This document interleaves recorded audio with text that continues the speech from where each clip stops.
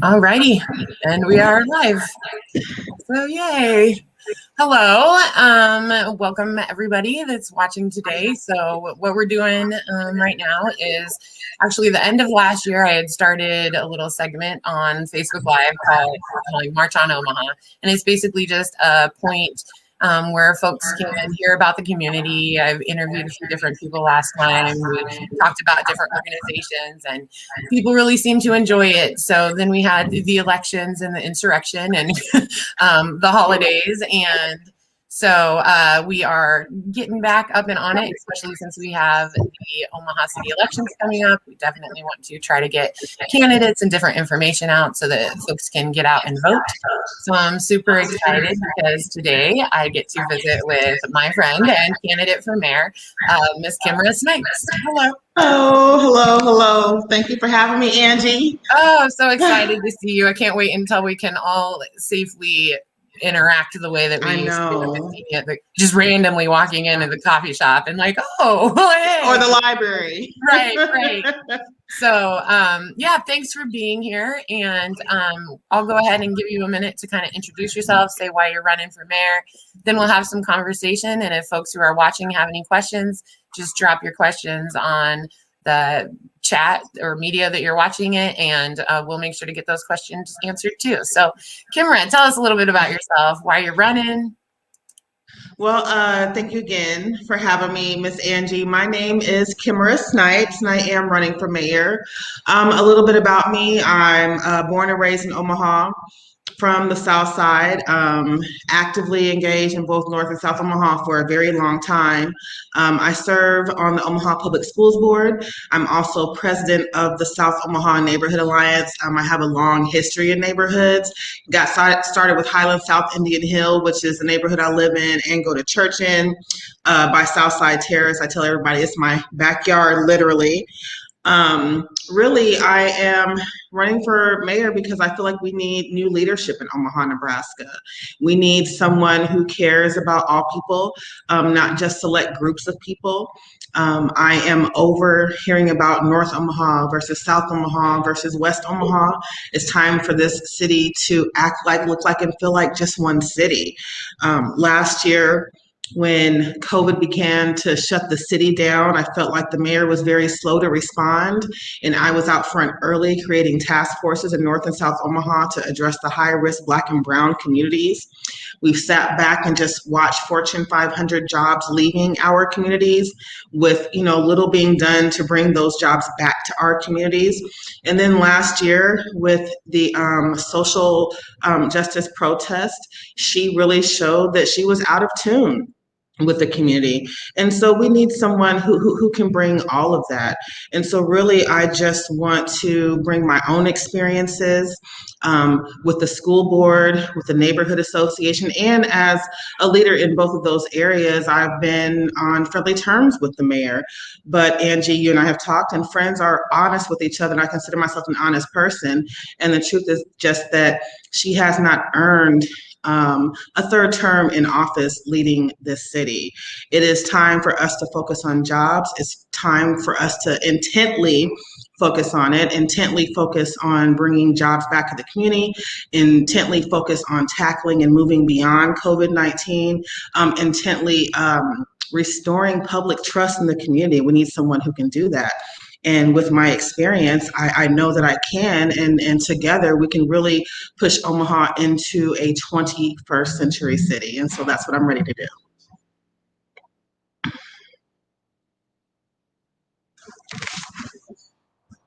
I can't hear you. Sorry, when you were talking, my daughter started to get kind of loud, so I muted it and then forgot to. I was going to say, I was so excited when you told me that you were running because I really do see you, like I've been able to witness some of what you just spoke about you doing in the community firsthand, and I really do see you as somebody that has the skill, the knowledge, the ability, the networking, and the heart to really bring Omaha into that one Omaha that you talk about. So I guess let's just get to know you a little bit. So it's just some casual conversation. Like, so you were born and raised here in Omaha? I Is that was. Yes, I was born here. I was adopted here. My parents who adopted me, and they adopted me when I was very, very small. I'm about a year old. They were from Louisiana, South Carolina. They weren't from here. They were born in the 40s, the early 40s, so grew up during Jim Crow and all of that. They met in Omaha, Nebraska. Actually, my dad retired from the Air Force here after 20 years. And so they met here. They actually lived very close to where the Malcolm X Memorial Foundation is today. But my mother, who is still to this day probably one of the keenest women I have ever met in my life, she, like I said, they were very familiar with racism. They were very familiar with segregation, prejudice, and all of that. And she saw the signs in Omaha, Nebraska. And so they moved out of North Omaha and purchased a home by Bryan High School, which is where I went to school at. That area today is Bellevue, but it actually used to be considered South Omaha, part of Omaha, Nebraska, until they changed some laws. But they saw that with different zip codes came privilege.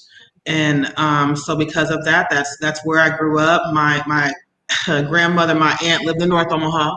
If you remember Vietnam, Logan Fontenelle, the girls club there, my aunt used to work there. I was back and forth since I was a small child between North and South Omaha. And it's always been interesting to me as I've grown up how it seemed like there's this separation, and it never made sense to me because I was back and forth so much, right? But yeah, from here, went to Bryan High School, super duper uber proud Brian Bear, but just a proud board member, period. I love all the schools in OPS. Very much so. Proud Brian Bear. My son also graduated from Brian as well. I'm the proud mother of a 20-year-old son. I'm not going to, he hates when I say his name publicly like this. So KJ, my son KJ, who is my twin, he was the only person who ever looked like me up until a couple of years ago when I did Ancestry DNA. And so since that time, I was just telling Angie how my eyes are really little and they do these funny things. And I always thought it was me until I met my father a couple of years ago and I realized that our eyes do the same thing. So yeah, I recently connected with my biological father who is from Omaha, Nebraska. And actually, I found out I have a grandfather who was active in the community and did a lot of things in North Omaha. And so it's kind of cool to have that connection and sisters now. But born and raised, have a lot of family. My people say adopted family, but that's my family because that's who I grew up with. A lot of them have left Omaha, which is unfortunate. But yeah, I love where I'm from. I have no desire to leave. I recognize that there are things that are wrong in this city, right? But how do we change that? It's not by leaving, and I'm not upset with anyone who has left because we have to do what we have to do. But the way my kind of brain is set up and the way I kind of operate is, I'm not going to complain. I'm just going to try to do what I can to fix whatever those challenges are. And so that's the reason why I'm still here. Yeah, but that's me pretty much in a nutshell. so? What really started your political engagement or your advocacy in your community? Kind of which came first, and how did that all mesh up? I would actually say that it's kind of been ingrained in me since I was very young.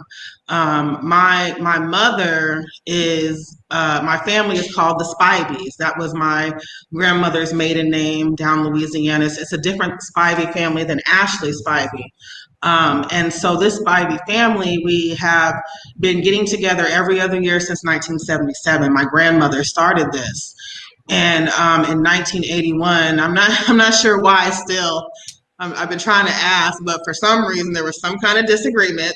I don't know what it was, but it caused my family to start holding elections. And so within my family, from my grandmother, extended family, all of us, we elect a president, vice president, secretary, treasurer, sergeant at arms, all of this. You have to have a sergeant at arms when it's family.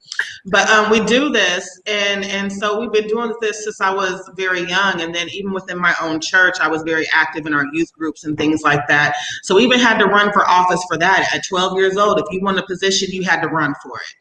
And so through that, actually through my church as well, when Brenda Council ran for mayor, that was my first time ever knocking on doors for someone. Richard Harrison and his wife from my church, they took us and we went and knocked on doors for Brenda Council. I didn't know her. I just knew that this Black woman was running to be the mayor and it was going to be the first time. And for me, in that moment, that was exciting to me for some reason. We had a pastor who was very engaged, and he would have us knocking on doors to share information, get kids to come to Vacation Bible School, where I was also a teacher as a teenager. So I kind of started getting my love for kids very young. Um, and to be very honest with you, life as well happened. Living in poverty, living in a concentrated area of poverty, but I also got involved with neighborhood associations. And so to me, it all seemed to mesh. What was happening in the neighborhoods was having a direct effect on me. And through neighborhoods, I got involved with the South Omaha Neighborhood Alliance, which had representation for my city council person, my state senator. I was able to meet my congressperson, people running for office. And so I was like, wow. So elected officials will talk to you. Okay. And there are people who like hold them accountable and ask them questions and tough questions. I was like, okay, this is for me, because I had a mother who, she was going to say what she wanted, when she wanted, how she wanted, and if she wanted to know something, you were going to tell her. And so this was something for me because I saw a place where, maybe we can address some of this stuff I'm having to deal with, right? And so that was really great for me. And I tell people all the time, it also showed me that these people put their pants on the same way that I do, which is one leg at a time. And so the opportunity presented itself actually a few times. This isn't my first time running for an office.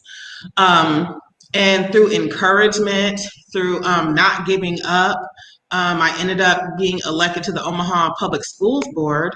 And last year happened, and I recognized even more gaps in leadership.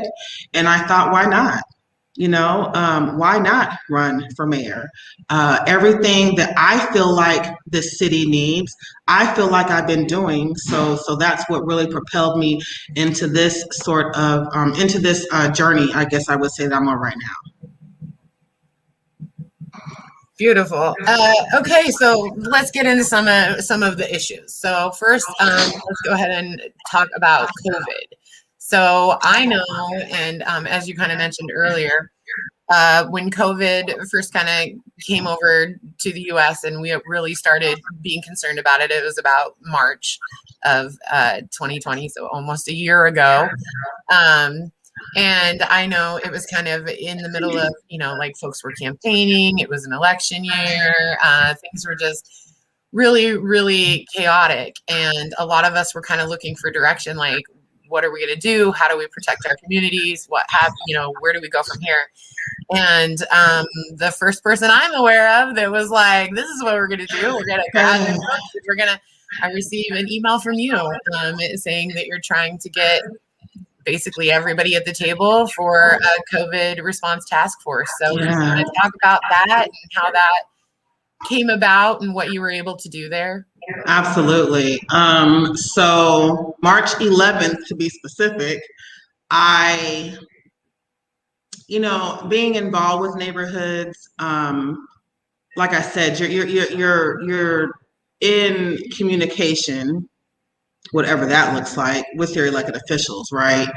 And I felt that communication from the mayor's office was not going to be what I thought it should be based off what I was seeing in the news around the world, across the nation.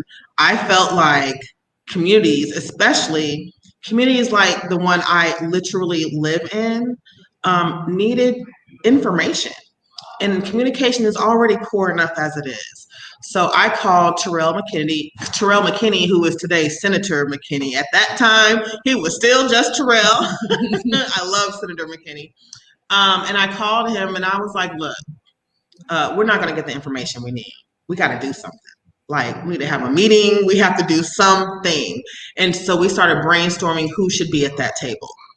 And there were names I probably missed, and if I did, I apologize.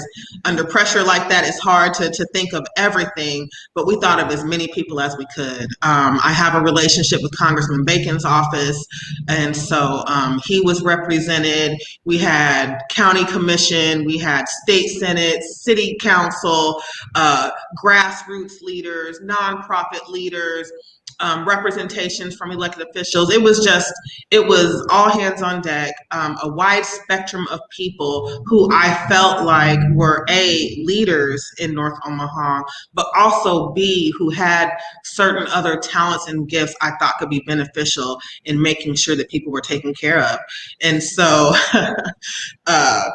I think it was Willie Barney who told me, somebody told me, they said, Kimmer, only you could send out a meeting invite on a Wednesday night to have a meeting at 8 o'clock in the morning on a Friday and make that happen. But it happened, and it was structured. And I told them, I said, I don't know what's going to come from this meeting today, but my hope is that we come up with something, because I didn't have the resources. I don't have a company or a nonprofit or a staff or anything like that. I was being laid off from the library. I was still working part-time at the table. I was in an NLC fellowship, and so the Empowerment Network had the resources to continue that, and it's still continuing to this day. And I mean, if I could tell you about some of the work that people will probably never hear about, but when some of this work that has been done behind the scenes has just been phenomenal. So that was March 13th. On March 18th, I had the same type of call with South Omaha, and South Omaha and North Omaha are very different. We have a lot of the same struggles, but there's still a lot of differences, which means you also have to change your approach in communication. But we did that same thing in South Omaha on the 18th, and it was a really great call. The mayor's office was represented, as would naturally be. The mayor's office is welcome to any meeting that I ever have had in South Omaha, and has always been represented with the South Omaha Neighborhood Alliance, because regardless of who the mayor has been, there's always been a relationship there. And I've shared this with you. A couple of days after that meeting, I started getting emails from people, and they were like, hey, have you heard from the mayor? She is starting this task force, and it sounds really similar to what you're doing, a lot of the same people who you invited. And so they just naturally assumed that I would also be on there. So when they didn't see me, they were kind of like, well, wait a minute. And I told them, I didn't know anything about it, had no clue. And so for me, that was part of the catalyst to me running, because in my mind, something as serious as COVID, especially I live in 68107, which has had the highest numbers in cases. And so considering that means this problem is way bigger than me. It's way bigger than any personal issue I may have with someone. It's just beyond just, thinking, it's me thinking outside of myself. And so I felt like the mayor had the perfect opportunity there to really make sure that she was going to be able to communicate with as many people as she could. I called my county commissioner, and I told him, I said, do you know anything about this task force? Because I want to be able to help any way that I can. But, my county commissioner told me, he said, Kimara, he said, don't worry about it. He said, because the mayor is never going to be able to duplicate anything that you've done. And so I took that for what it was worth, and I didn't worry about that. And that's the reason why we continued on doing what we were doing.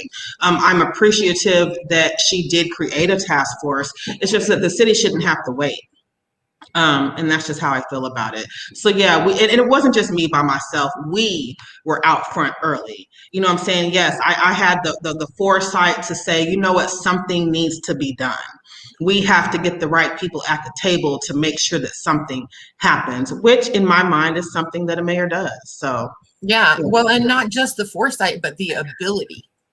I Sure. Whenever this story comes up, I talk to people. I'm like, you know how hard it is to get Don Bacon to join a meeting or talk to you or get a meeting with him, or even, when you call his office, a lot of times he just gives you the runaround. So I remember being on that first call and being incredibly not just impressed by the fact that you were able to pull all of those voices together, but also it was like a sense of comfort, because I saw so much leadership and representation from different aspects in different cities coming together, and it was kind of this feeling a sense of hope, like we are going to be able to put all that other stuff aside and really focus on the needs of our city.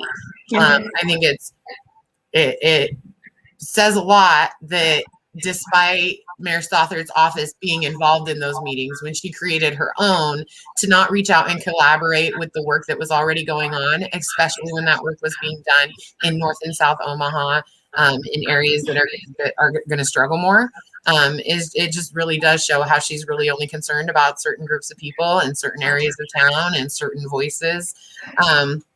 So I personally am thankful that you took action and had the foresight, but also just really impressed with the ability to pull all of those people together on such short notice. I think that speaks to the amount of work you've done in the community and that networking and relationships that you've built. And I think it would be fantastic to have a mayor that was able to do those things. So once you're elected, because I believe you will be, what are some things that you want to work on, right off the bat when it comes to kind of rebuilding from COVID?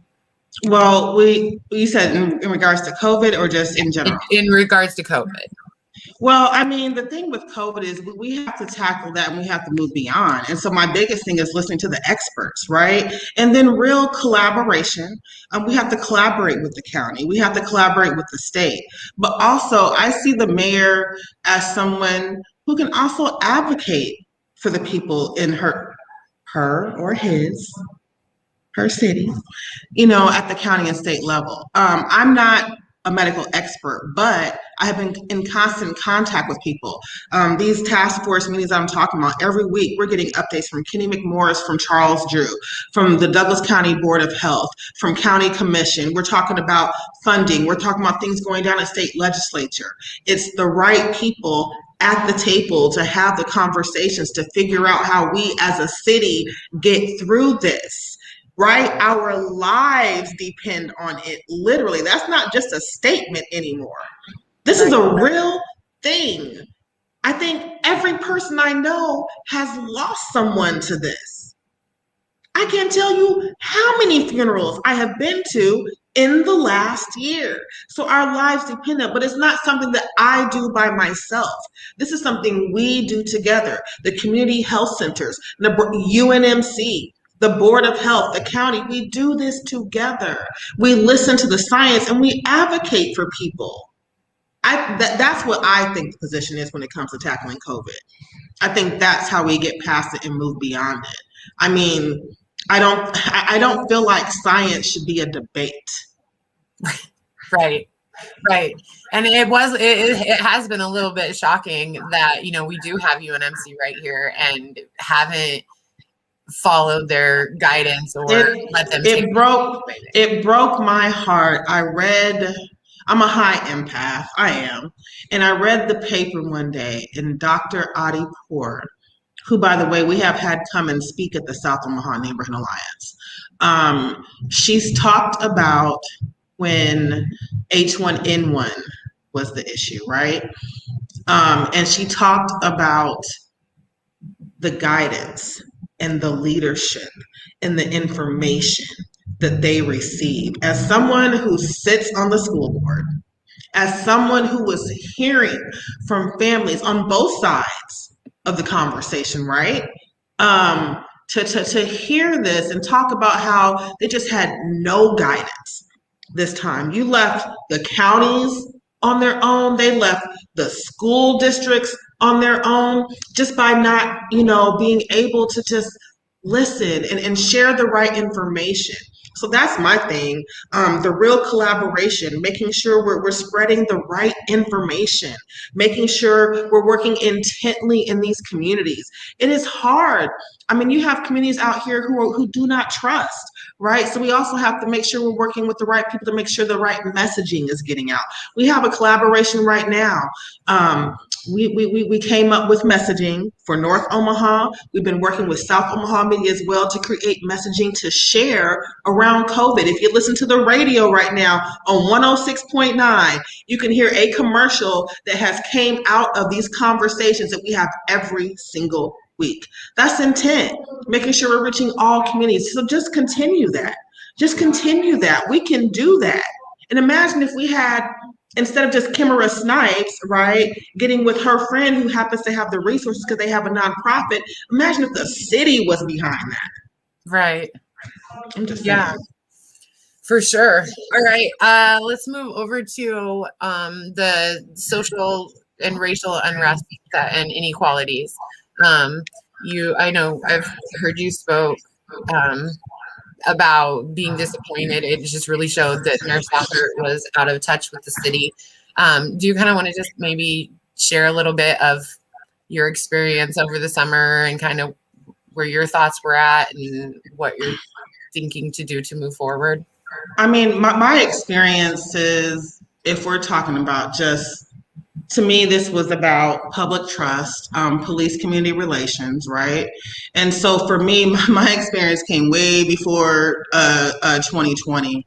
I mention this all the time because it's important for people to understand that when Jimmy Wilson, the police officer, was killed, the people who were deemed as responsible for that, I knew these people, right?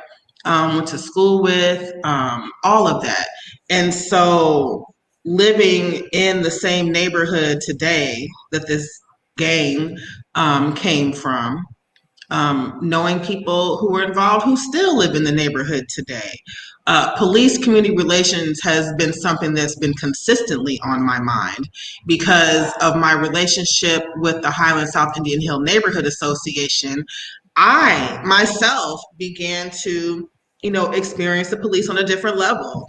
I didn't really, before I got involved with neighborhood associations, fool with the police like that. I just didn't. My family didn't. My friends didn't. You saw things that were happening. It was like, why would I? You know what I'm saying? But then I met Captain Bill Castro Gonzalez from the Southeast Precinct. And that's my homegirl. I'll tell anybody that. That is my friend. And she started coming to visit my drill team girls. I was like, okay, I see you. And then we started doing National Night Out. And National Night Out is an event done across the nation every year, and it's done to build police community relations. But in my mind, I'm like, okay, well, it's cool if y'all want to throw a football, but that's not solving anything. I mean, people don't commit crime just because they're innately bad people, just don't want to go commit a crime. I mean, there's usually something else involved, like lack of access to resources, poverty, things like this. People don't have jobs. I remember a boy, I'm in North Omaha right now and I'm pointing because I'm at Scooters, but there's a Burger King over here. And I remember this young man got arrested. He was 14 years old. He wasn't trying to rob them for money. He wanted food. You see what I'm saying? So when we do National Night Out, we would bring Heartland Workforce Solutions, set a table up. People need jobs. I had relationships with businesses, so I would have them come set a table up, sign people up for jobs. We brought resources to the neighborhood, things like that to really address root causes. But also through that, Kathy would come and some of them, as we call them OGs, they come down too because they know Kimara, you know what I'm saying? And they're grown now and they want to be supported because even though they were in a gang, because I don't know, they were living in poverty, right? They're adults and they want to see their community do good, so they come down too, even though the police are there and they don't fool with them because Kimara's there. They come down, and what does Kathy do? She doesn't disrespect them. She's not standoffish. She goes and she talks to them, and they talk to her, and they love her for that. So for me, I'm like, I want more of that. You know what I'm saying? So that's what we have been working on for forever in South Omaha. And I took that with me because it's going to be everywhere I go. When I was working at the library, which is next door to Scooters, I'm pointing all this pointing. I was working with the young people. And let me tell you something. I see the police at the library as much as I do in my neighborhood. And that's a lot. And so when I started my program, Teen Talk About, and I started this program because a lot of my kids who come to the library have just had so many traumatic experiences. It's just horrible, right? And so I decided, okay, here I have an opportunity. The police are here anyway, so much. Why don't I try to provide a space where instead of them coming here because they're trying to check on something bad that happened, we can create something positive. So I invited the captain from the precinct over here, who was Mark Matuza. And Mark would come every week. And I tell people all the time, it's so funny because when we first started, my kids were like, I'm not going in there. Why you got him here, Miss K? You don't fool with the police like that. But by the time everything started shutting down, I mean, the kids would come and where's Cap? It's not even Captain Matuza. Where's Cap? You know, because they're cool with him like that. It's love, it's hugs, and I saw Captain Matuza here in the coffee shop maybe a month ago. I don't know because my time is just nothing anymore because of this past year. And we talked, and he told me, he said, Kimara, he said, I would have never known what those kids were going through if I didn't come to that program.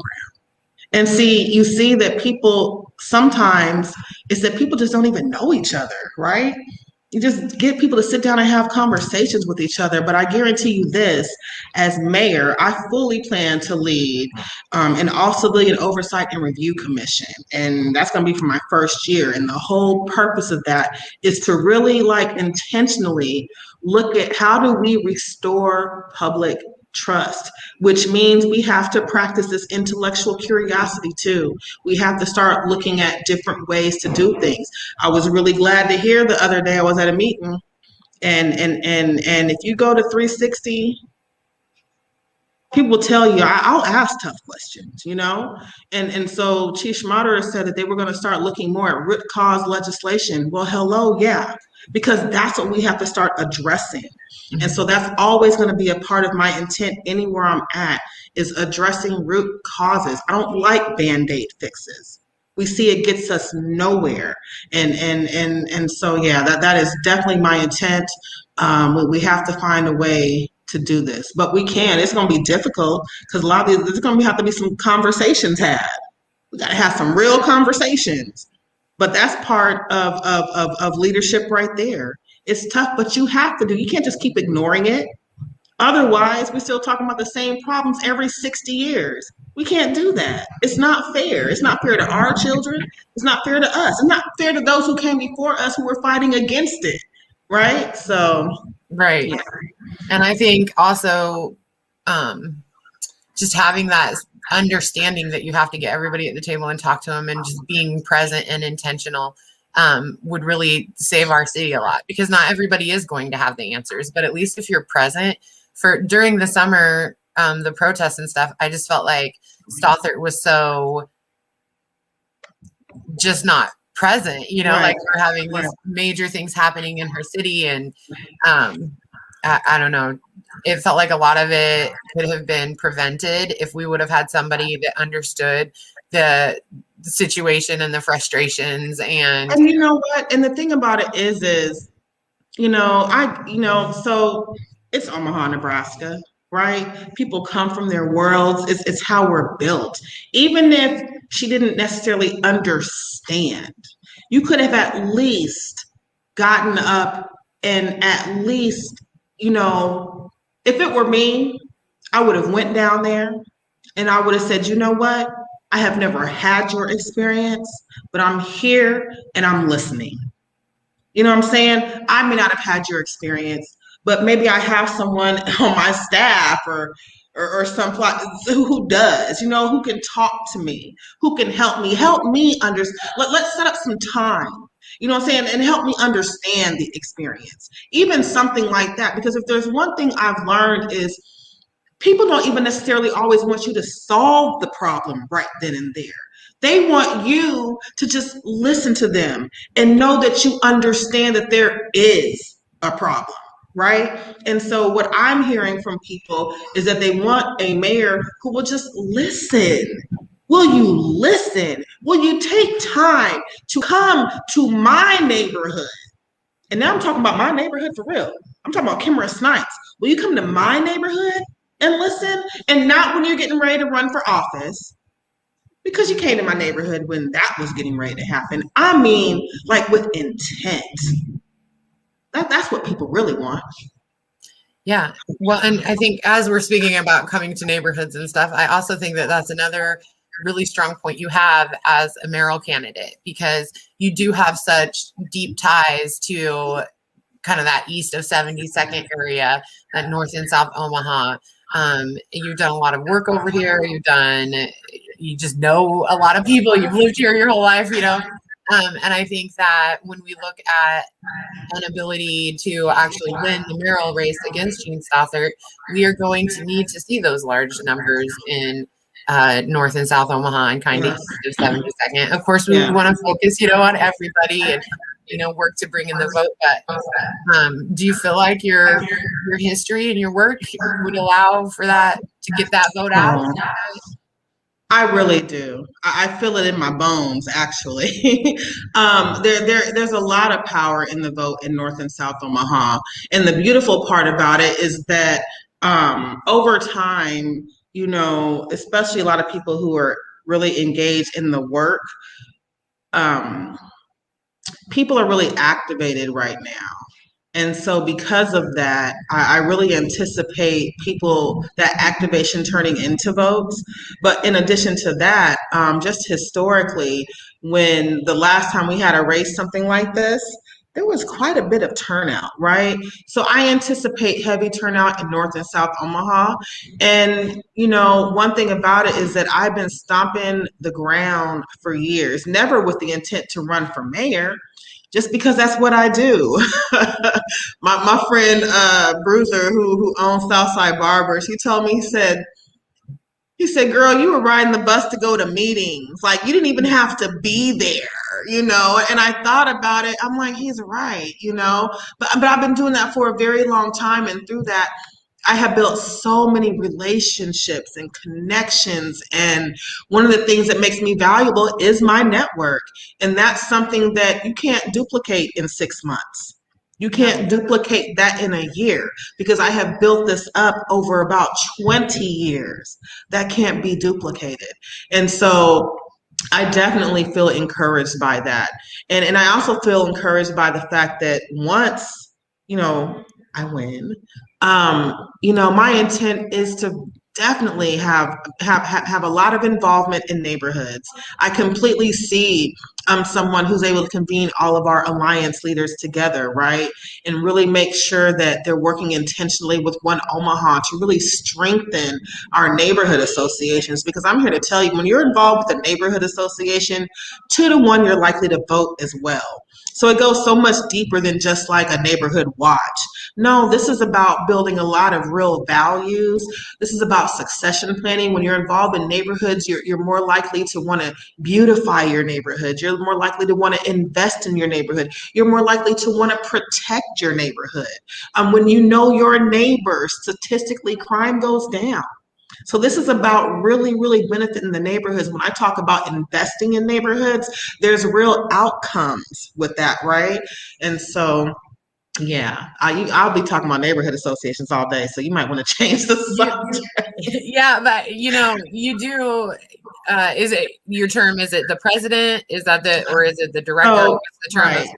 So I'm president of the Highlands South Indian Hill Neighborhood Association, getting ready to completely step down from that, and I'm president of the South Omaha Neighborhood Alliance. So as an alliance, we are a 501c3.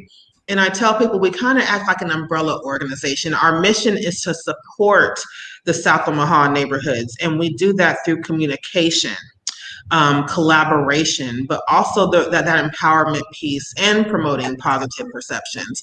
We did not last year, but we typically have an annual awards and recognition banquet.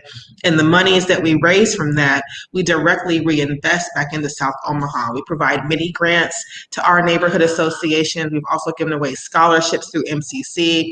As a matter of fact, when COVID was shutting us down, those are other conversations I was with MCC on how can we increase the amount of the scholarships, and also how we can work with the high schools to be more intentional with those as well, so we can do some succession planning and pull young people into the neighborhood associations too. But yeah, SONA, it's a really great organization. I've gotten a lot of leadership development from there. My leadership team is phenomenal. I have Don Preister on there, who is just priceless. I couldn't tell you how much I adore him. I met Gary Granat, the South Omaha Neighborhood Alliance. He was my city councilman for 16 years. We're still friends today.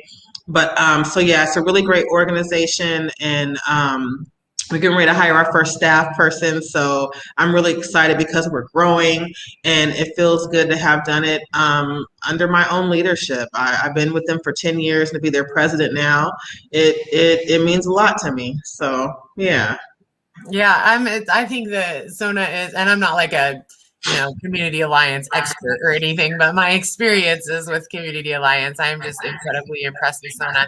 I went and joined a couple of times when I was running for office because you were like, basically like, don't expect me to just promote you with these people because we're friends. Like, you're gonna have to show up at the meeting. And I was happy to.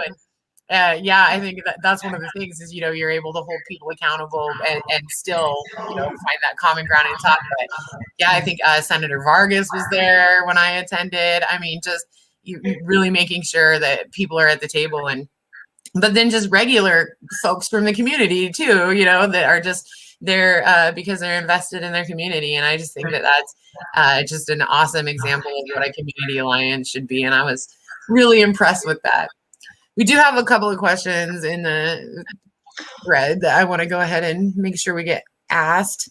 I'm going to start with this one because it's kind of in relation to what you were talking about. So when you were speaking about focusing more on root causes when it comes to reducing crime and stuff like that, Holly is wondering if you could please say more about which root causes you would focus on. Let's see. Yeah, we have a homelessness problem, unemployment problem, and there are a lot of factors that contribute to crime. So really, I mean anything around that. But for me, it's the homelessness issue and the joblessness issue are my top two if I were to think about root causes. To me, those are kind of the driving forces for me. And I think that that's another thing where that collaboration piece is important. I feel like Omaha has the resources we need to address these issues. It's just sometimes how we're putting the people together to make the decisions about it isn't really done the right way, in my opinion. Right. And so I think we have to really find a way to work with the nonprofit sector here to really start addressing those. To start addressing those issues. And of course, and this is another place to me where I see a mayor somewhat as an advocate, at the state level, at the county level. The people in the city, and maybe this is that community organizer part of me, but I just can't help but feel like that. So I think definitely advocating for that, but definitely those would be the top two root causes I could think of: homelessness and joblessness, and not just unemployment, but the underemployment piece as well. So that's the reason why labor to me is really important, and really increasing that minimum wage. So that would be it for me. I hope that answers the question, but it's a great question. And then, excuse me, Cindy had a question here. Cindy was wondering, what are your priorities for affordable housing across Omaha? Well, we have to invest in it. We have to. You're talking to someone who has had housing issues, and just the lack of affordable housing we have here is ridiculous. And if we don't start addressing it and addressing it quickly, we're going to have a major problem. And not just affordable housing, whatever that definition is, but we also need quality. Right? Don't just build us anything. But also with that affordable housing piece, I don't want anything that continues to perpetuate poverty. It's time to get people on a pathway to home ownership. People have already been robbed of just what we should already have, right? Because of different things like the GI Bill and redlining and all of this, people have missed out on so much. So it's about that affordable housing and investing in that east of 72nd Street, but also that quality piece too. And there's policy stuff we can look at. I don't know if it's zoning practices or whatever that is, but there's a lot to be done. And listening to the experts too. I tell you, I could listen to Cammie Watkins and Aaron Feitinger all day long talking about housing. But we have to do policy based research with that as well. And I read a lot. Oh my gosh, I get so much information. By the way, which also means if you want to be supportive, you can come and help me do research. That would be amazing. Yeah. Yeah. And let me throw the website up here. Yeah, you can definitely go to kimarasnipes.com. You can donate, learn more about Kimara, sign up for signs, sign up to volunteer, sign up for all the things. Okay, so kind of the last thing I want to give you an opportunity to talk about here is that you talk a lot about kind of moving Omaha into a 21st century. You talk about making us one Omaha, but you also talk about that move into a 21st century. So what does that look like, or what does that mean to you? So basically to me, it means a few different things. One is being open to change. And not just being open to change. I mean, there's probably 100 like specific examples I could give, but we need to practice that intellectual curiosity more. I keep talking about that. We have to consider different modes of transportation. We have to find innovative ways to bring jobs here. It's just thinking outside the box. I told you I do a lot of research. I saw an article and they talked about in Duluth, Minnesota, they were able to reduce the home ownership gap, the racial wealth gap, these different things. And what I do, I went and looked up who's the mayor, what's her email address. I'm going to email her. I'm going to give her a call. I'm going to say, how did you do this? Let's have a conversation. Even something as small as that. I mean, how do we make oh gosh, there's so much of this. I mean, there's just so much more that we can be doing.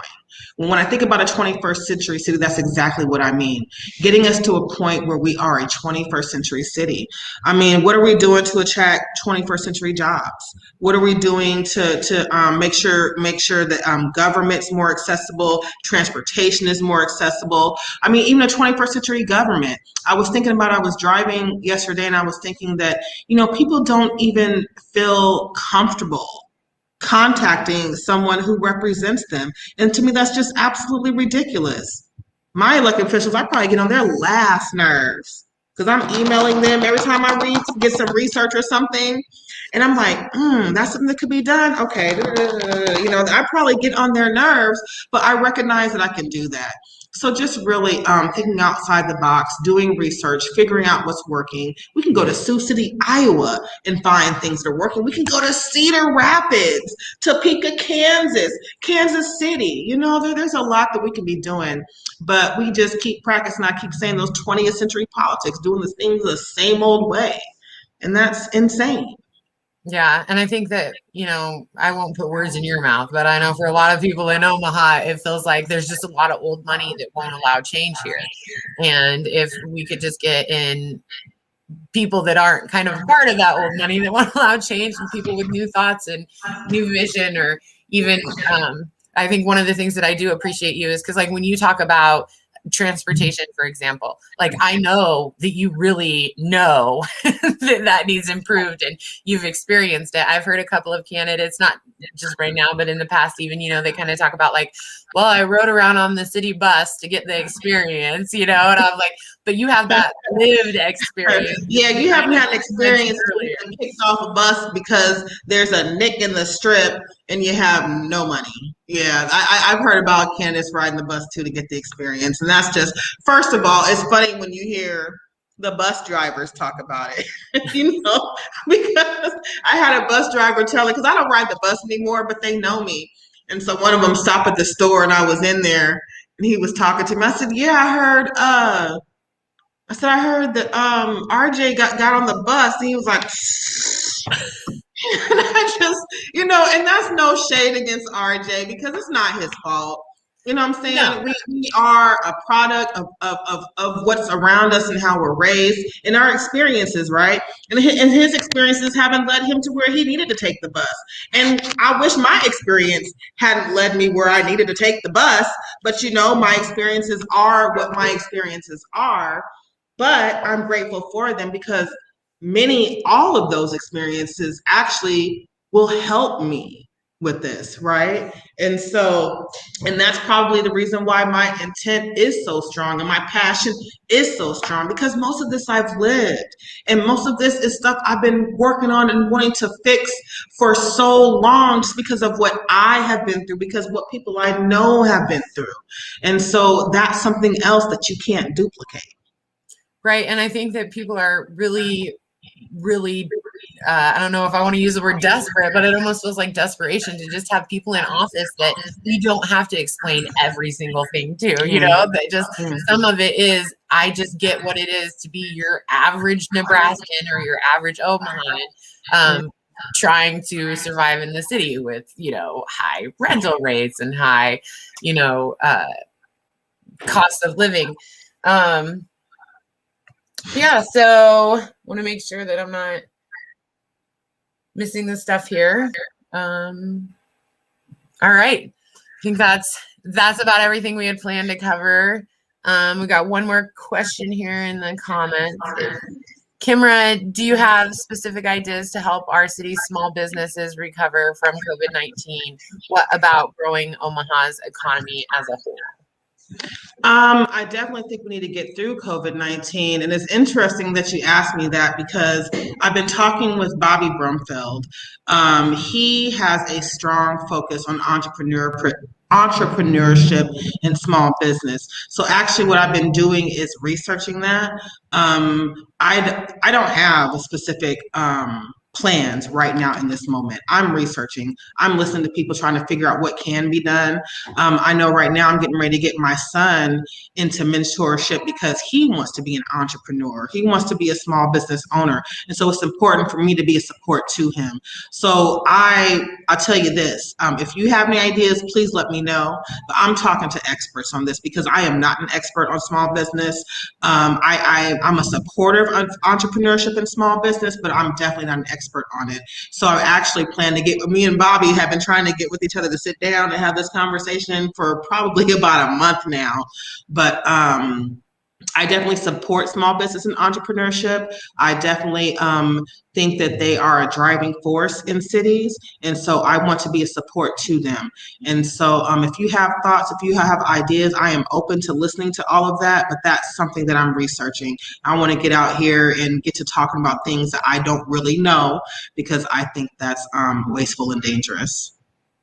I appreciate that. And I think also it is good to go and talk to people, because I know my friends that are small businesses in West Omaha don't experience the same things as my friends that are trying to do entrepreneurship and small business in North Omaha. Like, for an example, if you're trying to start something up in North Omaha, one of the barriers that you're facing is like literally a building to do it. Yeah.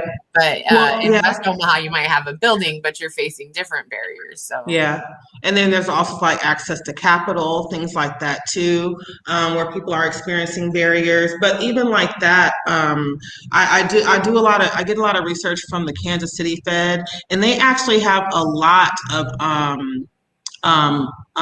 conversations, panels, different things around small business. Dale Gines is another one that I've been trying to get with, but he's been working on his doctorate. But he is just, his mind around small business and entrepreneurship, it is just phenomenal. And he has so many ideas. And so my plan, like I said, the biggest thing is getting with the people who know what they're talking about. That's what it comes down to. And this is the reason why it baffles me that we haven't progressed any more than we have, because we have people right here in this city who have the information and the knowledge to make things like this happen. We have a Nebraska Enterprise Fund. We have the Omaha Economic Development Corporation. We have the Small Business Association. We have a lot of things going on right here that can help with all of that, but we're just not putting it together. My plan is to put it together.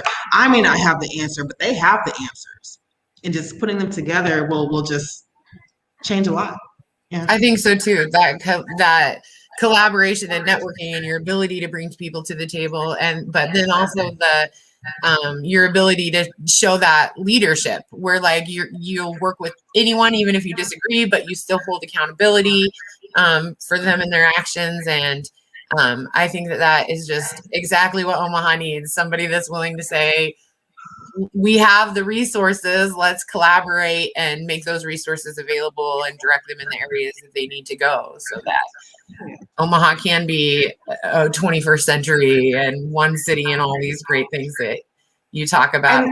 And some of this stuff is policy driven too. There's policies that you can look at the congressional level, even at the state level too. I know Senator McKinney is working on some stuff he would like to see to help with small business and entrepreneurship in Omaha. So him and I will have conversations even more. So there's some policy driven stuff that can be done definitely at other levels that the mayor can also advocate for too. All right, so I'm going to remind folks that are watching that while Kimara is an amazing candidate with amazing experience and great policy ideas, it also takes some money to try to win these elections, and I'm the one that probably bitches about it the loudest, but we definitely don't want to see Kimara not win because of lack of resources or, somebody else was able to pay for the name recognition.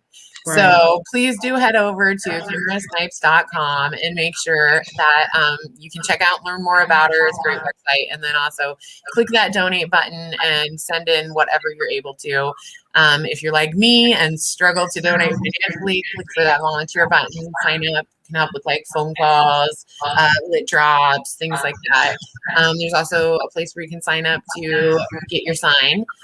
Also remember that those cost money, so if you get a sign, go ahead and throw in a donation as well. And then just a reminder to everybody that the Omaha elections, the primaries are April 6th of 2021. So we want to make sure that you get you and your friends and your family and everybody out to vote for Kimara Snipes. And then that general is actually May 11th. Oh, I have a typo in there. Thanks. All right. I'll fix that. So May 11th. And then, go over to kimarasnipes.com and I'll let you, is there anything else you want to kind of sum up or? I would just say that, especially now that Jim Kavanaugh has dropped out, I've expressed this before. I am the only elected official that stands between Gene Stothert and a third term in office. I mentioned earlier, this is nothing personal against Gene Stothert, but as an alliance leader, as a school board member, I firmly just believe that she has not earned a third term in office. We need someone who can unite the city. We need someone who can heal the city. We also need someone who can push this entire city forward. And that's what this comes down to. It's not necessarily an emotional thing or about who's my friend. This is about the city of Omaha. This last year has shown us that leadership is important. Leadership is necessary and our lives depend on it. So if you are ready to join the team, please go to my website, click join the team. I'm ready for you to join. We can do this together. I do no work by myself, but Omaha can definitely be a 21st century city. And it's my hope that you will vote on April 6th, come back on May 11th as well as we push Omaha forward. So thank you. Awesome. And I'm glad you threw that in. I felt like I was missing something. And I did want to point out that you are an elected official elected by the Omaha Public School Board. And, I think that is an important thing because I don't think that most people really understand the heavy load and the weight of the school board position. I think you have a higher budget than the land banks. So yeah, that being said, OPS has led during the pandemic and we do. Our budget is larger than the city of Omaha's general fund. Most definitely. We have our own transportation system. We have our own human resources. We are basically a small city. You have cities in Omaha, in Nebraska that are not 52,000+ people, over 100 languages spoken. School board has not gotten a lot of respect, but I think this last year has shown you the leadership that school boards have. And so I'm grateful for that as well. Yeah. And it's definitely experience that I meant to note and mention. So, all right. So everybody head over to kimarasnipes.com. All of your social media is at Kimara Snipes, correct? So yes, it is. Facebook, Instagram, all at Kimara Snipes. Miss Shirley walking up in here. Oh, is she? Oh, yes, Miss Shirley. You might as well say hi. Say hello. Hey. Hey. What's up, Angie? You're live. It's good to see you. We're live. What's up, my sister? What's going down? His name is Jesus. Get out of here. Bye. Oh, Gotta go, Miss his name Shirley. is This Jesus. is what. Jesus and Miss Shirley. Bye, Miss Shirley. That's for your son. Get that to my I haven't handsome seen Miss Shirley preacher with the forever. yellow glasses yesterday. This is what happens when you go to Scooters to work, right? Oh my God. Yeah. Is that the whole world? Miss Shirley, bye. What a beautiful ending. I love that woman. I'm so sorry. I love her though. I love her. She's I love awesome. her. She's an awesome She woman. is. And she's Mad on the respect for team her. too. Yes. Help with those signatures, right? So Yes. all right, Kimara. Well, thank you so much for being here and for running for mayor. And I'm so excited. I really feel like you're gonna win this, and I'm just excited for the next time. It'll be not just my friend Kimara, but my friend Kimara, the mayor of Omaha. It'll be fantastic. Thank you so much, Angie. It's very surreal, but I really appreciate the opportunity to connect with people. And my number's on my website as well. You can reach out to me. I'm accessible. All righty.